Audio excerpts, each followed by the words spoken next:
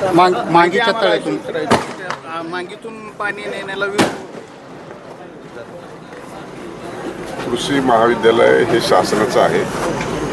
पुण्यश्लोक अहिल्यादेवी होळकर शासकीय कृषी महाविद्यालय हळगाव, तालुका जामखेड, जिल्हा अहिल्यानगर या ठिकाणी जे कृषी महाविद्यालय आहे या ठिकाणी जे त्या महाविद्यालयासाठी आवश्यक ते पाणी लागणार आहे त्या ठिकाणी करमाळा, सोलापूर, पुणे, अहिल्यानगर, बीड, धाराशिव सह संपूर्ण महाराष्ट्रातील विद्यार्थी त्या ठिकाणी मेरिटवर शिक्षण घेणार आहेत आणि त्यासाठी पाणी जाणार आहेत. मला वाटतं या संदर्भामध्ये पिण्याच्या पाण्यासंदर्भामध्ये आणि महाविद्यालयासाठी ते शेतीसाठी चाललेलं नाही आणि कुणाचं आरक्षण कमी करून कुणाचं आरक्षण वाढवलं यासाठी पाणी चाललं नाही.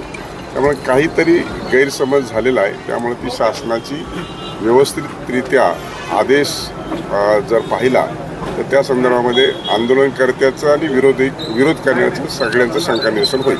खूप मांगी तलावाचा फुकडीच्या लाभ क्षेत्रामध्ये समावेश करून परत पाणी घेऊन जावं अशा प्रकारे सांगण्यात येत आहे. आहेच आहे, पूर्णतः ते परत नाही.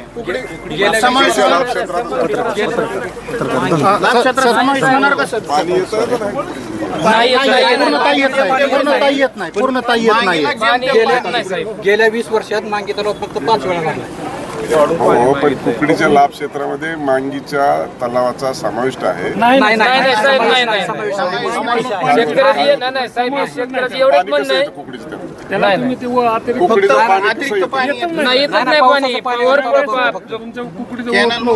त्यावेळेस कधीतरी सोडलं जातं त्यालाच कुकडीचं लाभ क्षेत्र